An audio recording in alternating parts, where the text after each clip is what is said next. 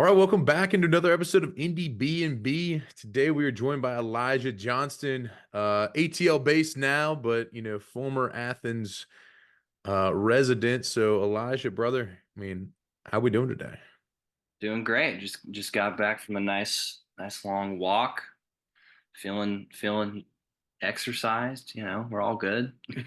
Yeah, I like it. You was that walk for like a digestion walk? Are we talking, are we just talking, hey, like let's just get out there and get some steps in?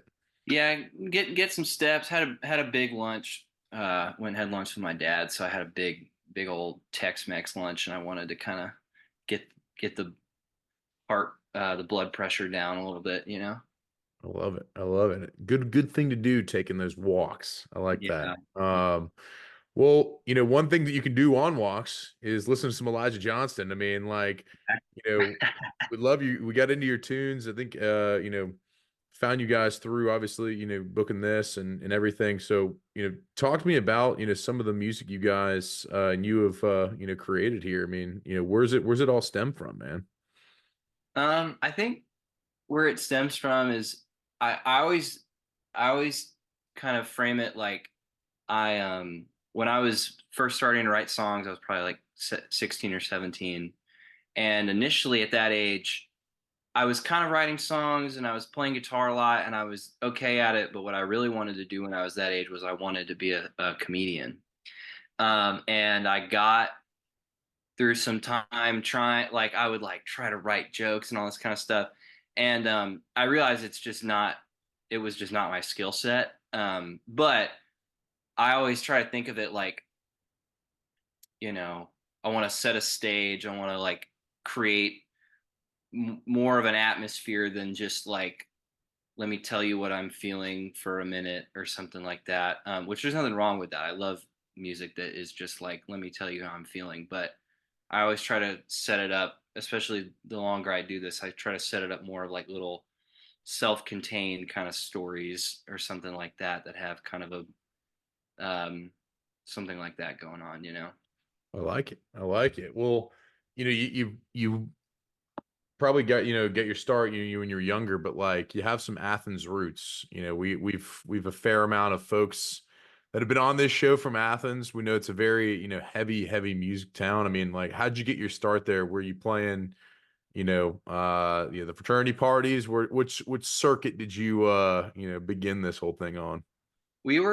I started playing, um, didn't really move there thinking I was going to be in a band. I mean, I wanted to, but I never really intended it. And I kind of got my start, like I had written some songs and I was starting to play shows like once every now and again. And there was a venue that we used to play all the time that doesn't exist anymore in Athens. It was called the Caledonia Lounge, and it was this kind of like it felt like basically playing inside of an alleyway, and it was real dark and dirty, and we all loved it. And I don't know, we I felt like there was a whole community and scene when I was starting there that like similarly to me didn't feel completely at home in the world of like playing frat parties and playing big kind of things like that, but also didn't feel like I want to go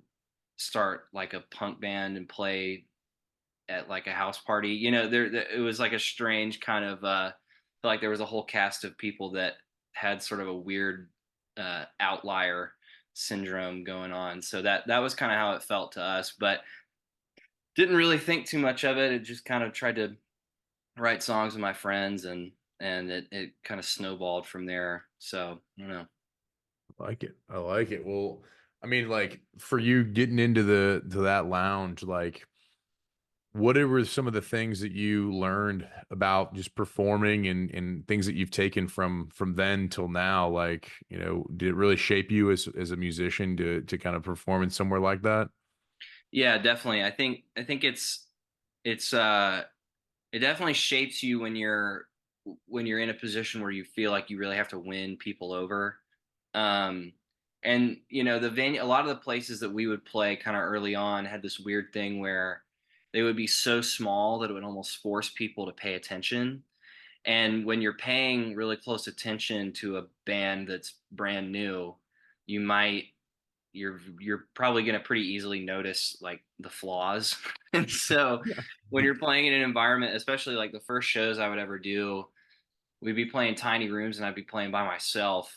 And it was kind of just this thing of like, remember the words, land the joke between songs, just keep it moving. And I don't know, it feels like it definitely, I think of that time in my life and how kind of nervous and excited I was and how everything felt very fresh. And I have moments now where I'm like, um, it's almost like you're kind of that classic thing of like you're always sort of chasing that feeling, and if it doesn't remind you of the good that motivated you to do in the first place, it's kind of like why worry about it. Hmm. Definitely. Well, I mean, like you mentioned, you had some inclination you want to be a comedian. Now is that like part of the charm when you got a live show? It's like, hey, like Elijah's kind of funny. Got to, I I definitely feel like, especially when I play shows now where I play, if I play by myself, or if we have a show where I'm headlining it, I can kind of stretch out. I try to work it in there, but I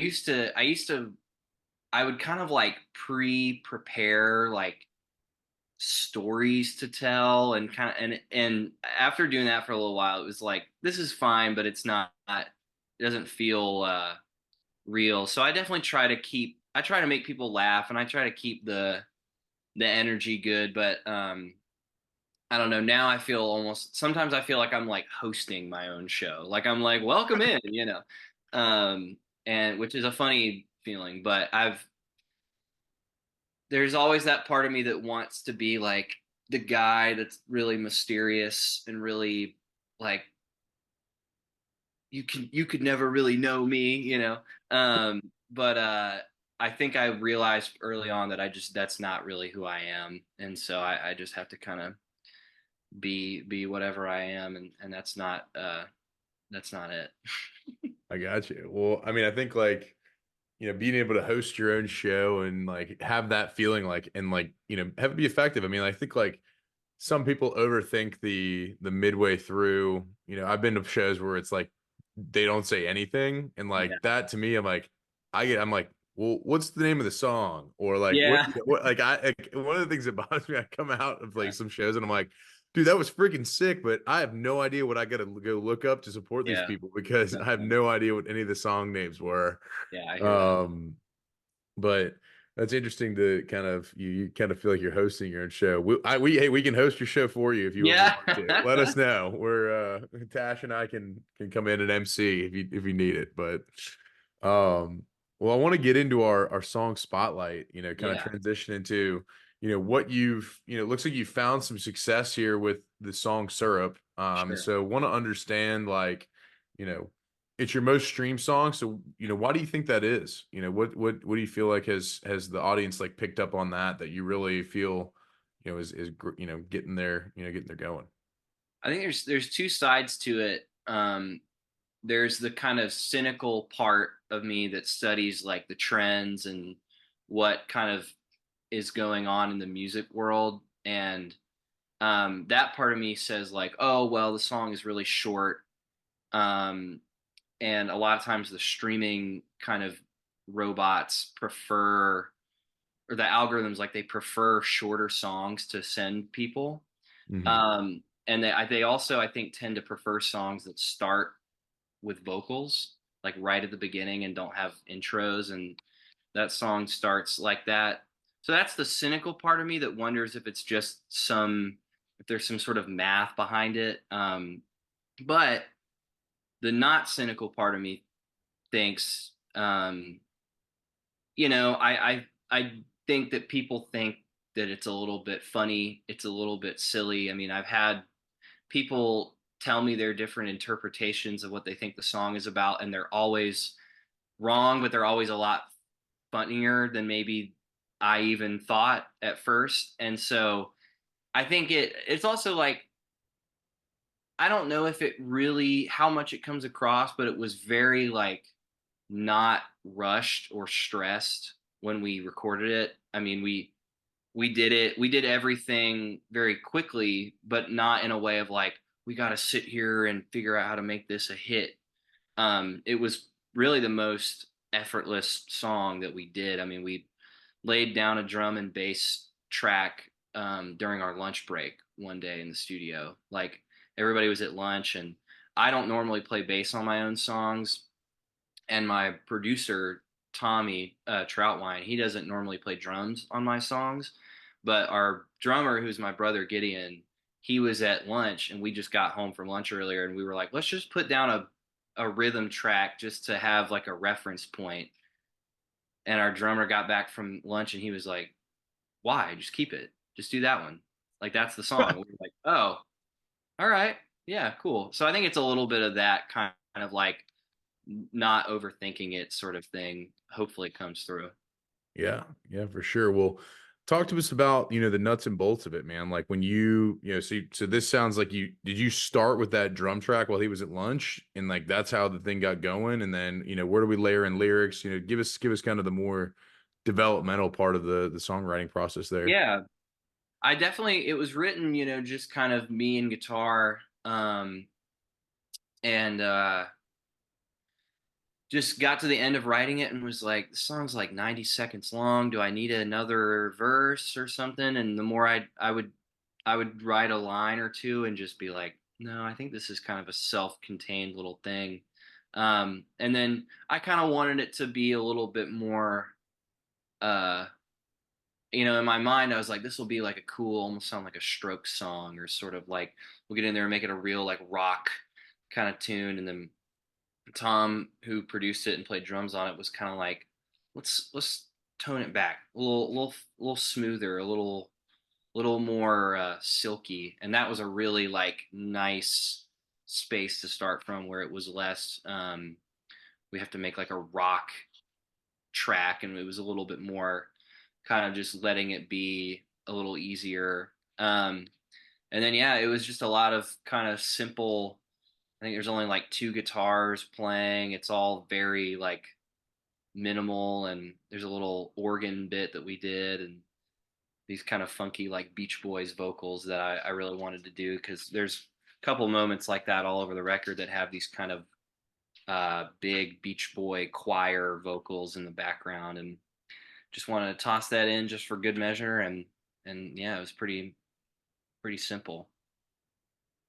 Love it. I love it. Well, everyone go stream Syrup right here in the description below so you can kind of Oh, get the vibe and yeah. hear the painting. I've Yeah. been getting some feedback from people that we don't put the song in the description. Hey, right down below you can get you can go right to the song so you can hear what he's talking about and come back to the interview after.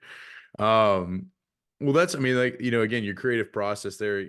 I've heard the word simple and, keeping it easy is, part of this, a part of the song. So, kind of to wrap it up, like when you were writing it, like now that it's one of your, more popular songs that people have heard, like, do you play it multiple times during the set? Do you just play it once, like you during your live set, or is it like you build it around that? Like, what's that kind of look like, when you're kind of putting together the live show for the Hometown Vampire album?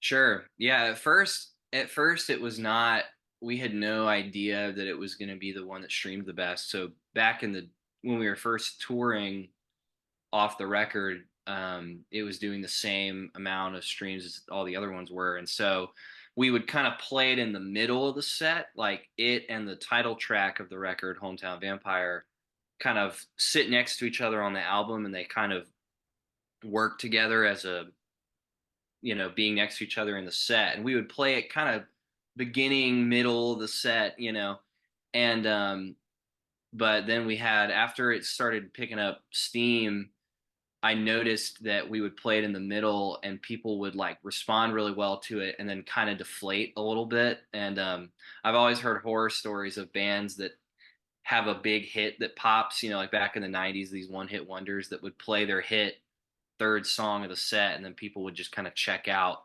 And so that was kind of a funny thing of like, oh, we should probably play this at the end, or play it like second from the end to kind of keep people waiting, because they're realistically have started to become people at the shows that kind of only know that song, and which is great. I mean, that's totally cool, but it's like it kind of keeps people more engaged to do it that way. And I don't know, it's funny, like you don't want to be uh there's I've always a tension between um kind of doing what you feel like the people want and Hmm. doing what you feel like is the right thing for you.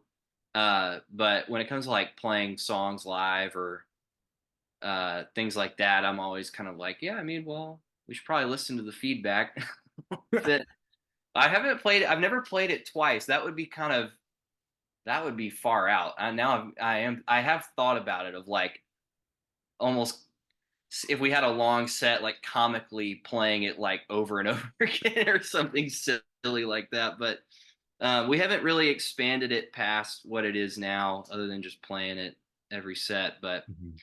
I could totally see it kind of having a lengthy solo or something kind of funny like that. But I like it. I like it. When you create those, and probably when you were first starting off, like, did you ever have like cover material, or were you more, hey, like I'm gonna play my own stuff, and that's the way I'm gonna build it, or did you ever have any, like, all right, like I'll throw a cover in there here and there, like, from the beginning, what's been your kind of your philosophy there?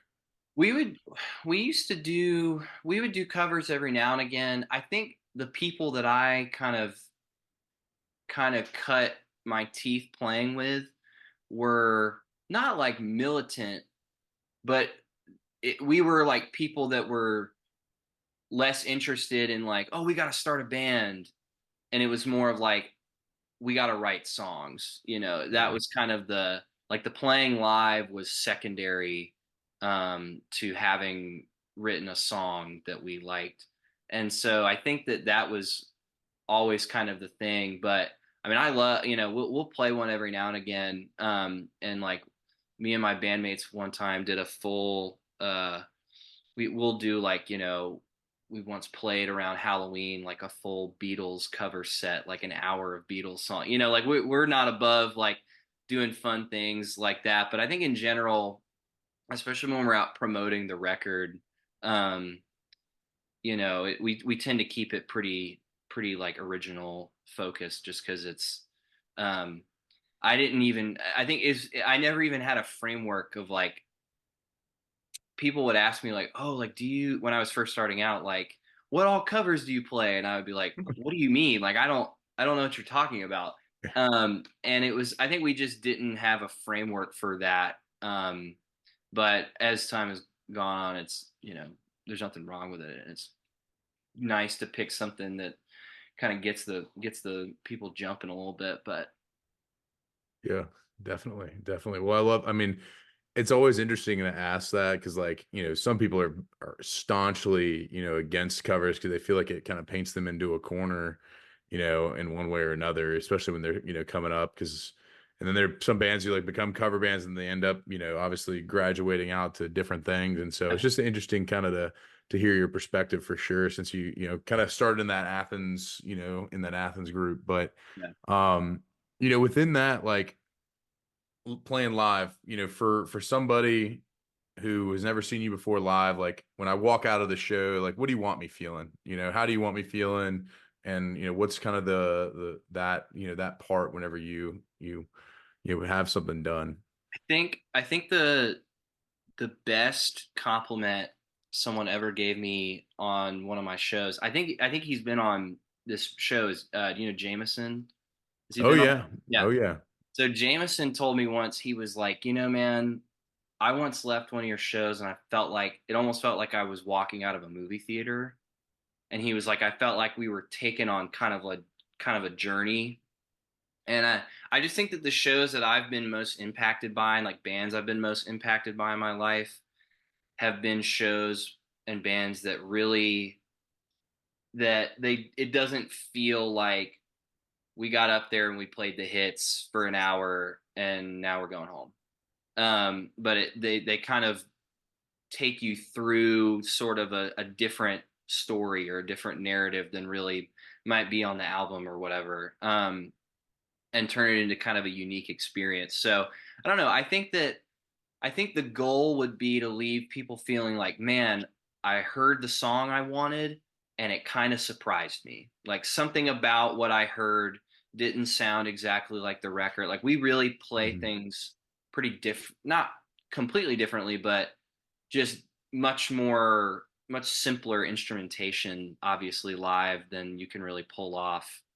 Um, you can't really pull off the full studio sound or whatever live. Yeah. And I don't know, we try to keep people sort of on their toes a little bit, but not like bewildered or anything like that. Yeah, I think like there's a beauty in being able to, you get in a live setting, and like even though there's not as many knobs and buttons that you're playing, pressing with, like just being able to have your bandmates there and going off on the solo. Because like I feel like if you don't do things fresh, maybe you feel like, I guess I could have just turned on the CD, or I could have just Yeah, turned yeah, on the, I feel like there's some people that I've seen, I've been like, man, I liked it, but it didn't feel like they, had their personality and kind of put their stamp on it. So I guess that, getting a journey, I think yeah, is definitely a compliment. So I'll be looking for the journey, yeah. whenever I Hopefully, come see you hopefully. live.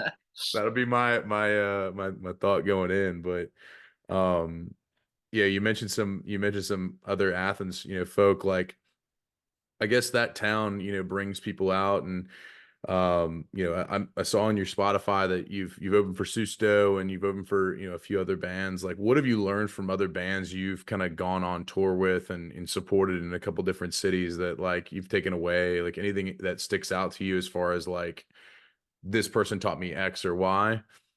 Yeah, definitely. I mean, the people in our sphere are definitely like always teaching me a lot of things.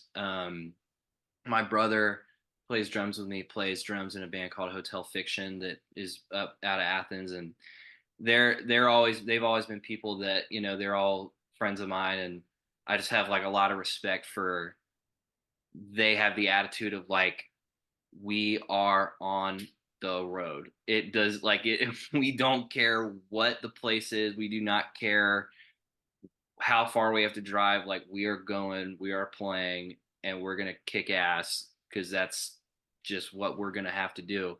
And as someone who touring is not always the easiest thing for me. It's not like the I'm not the I don't jump to it all the time. I Mhm. love to do it once I'm doing it, but it doesn't come super naturally to me. I have just a lot of respect for people like them who work really hard, and my bandmate Tom, who produces all my stuff, and he's got his own band called Well Kept that I play in too. Like he's just the kind of person who always knows how to like cut through to the meat of the song, the meat of the question of like, what is this song about? What's the hook? What are we trying to tell people? And how do we make it, maximize the quality of it? But I don't know. And we've got friends that we've toured with that just are, I think, really have shown me a lot about how to just be true to like the art and be true to the song, and to not be as focused on why didn't this Instagram picture get that many likes when just like worrying about the promo and the business, because you kind of have to worry about it, but not making that your life, making it Yeah, about the art first. And you know it's definitely admirable. So is the band just you, Gideon, and Tom, or is there, a few others just in there for this particular project?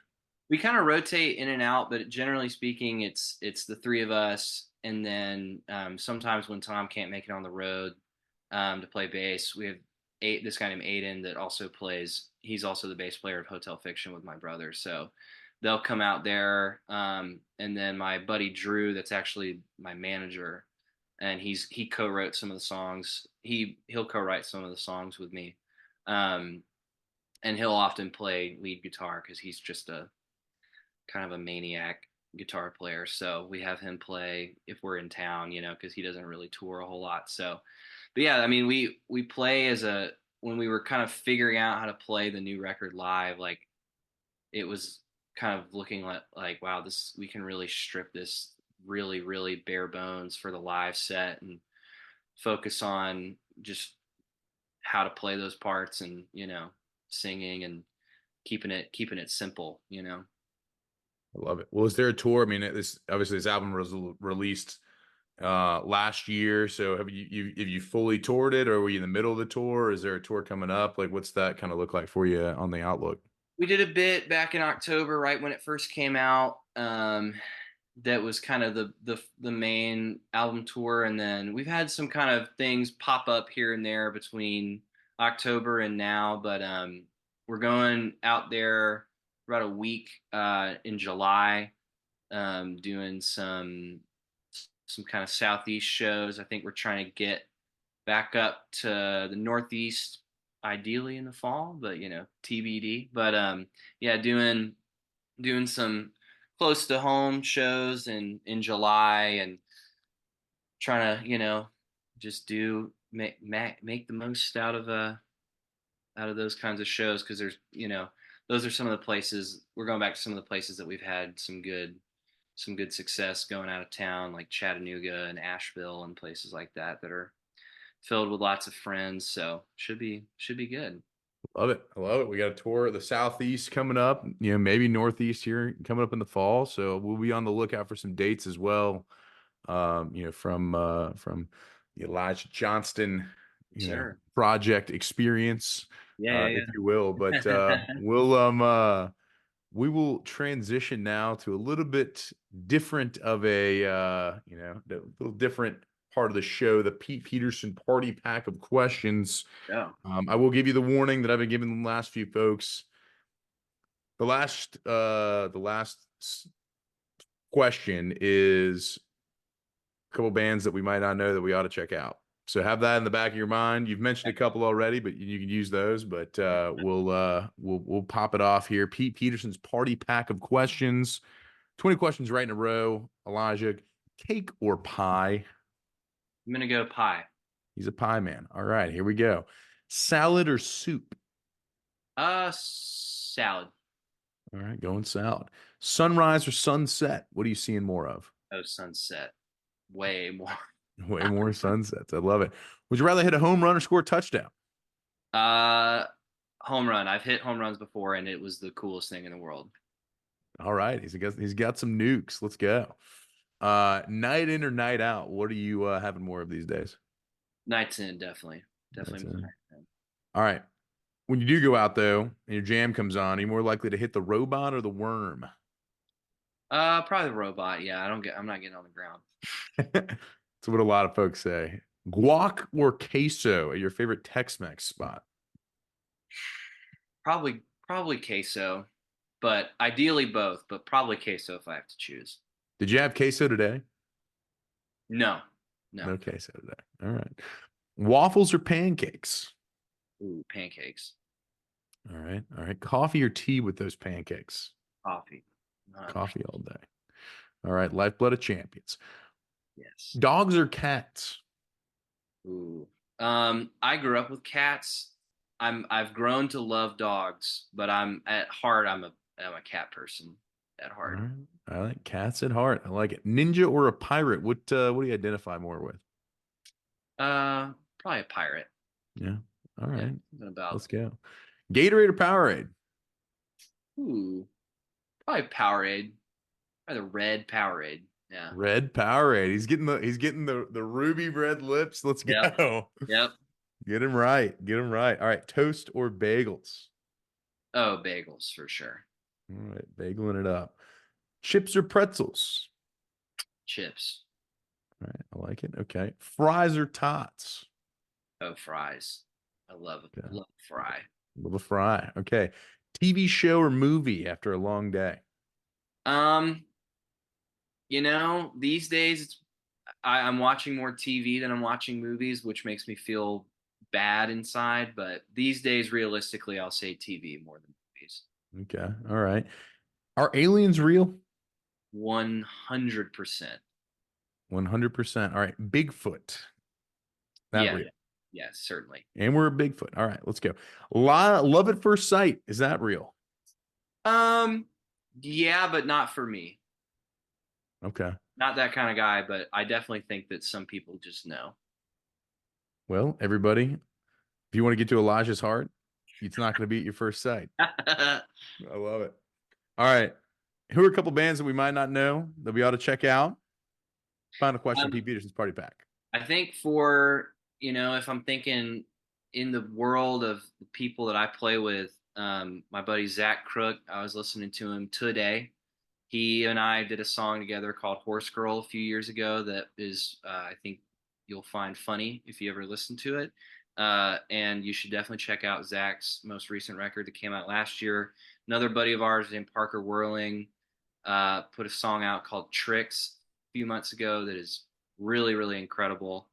And I got a buddy named Cannon Rogers that recently pivoted, started making country music, and I love his country turn, love it.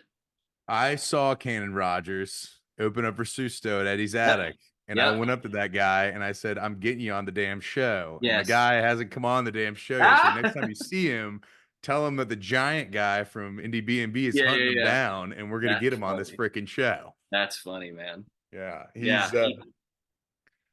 Yeah. I loved his stuff. I agree with you. His turn into country was, I loved love what he was putting out. So Cannon Rogers, Cannon in the boxes, better get their ass on the show. Exactly. There you go. I love it. I love it. Well, I'll be seeing him when he opens up with Clover County to Oh open up a yeah. medium build, come here in June. So I might see him before you do, but You know. love it. We love it. Well, we got Zach Crooks, check out the song Horse Girl. Parker Whirling just had a new album come out that Elijah's been digging on, as well as Cannon in the Boxes. I stamp that as well. I've seen him; he's amazing as well. So appreciate you hopping into the Pete Peterson Party Pack of questions. I know it was a real boiler room and No, real it's great. stressful, but No, it's great. you got through it.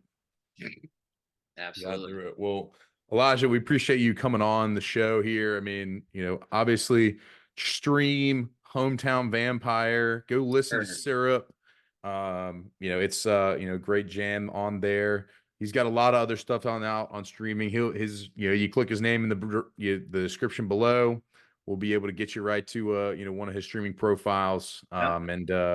And check out his stuff. And he'll be coming to a town near you, hopefully in July, or maybe even the fall, if for our Northeast listeners. So Sure.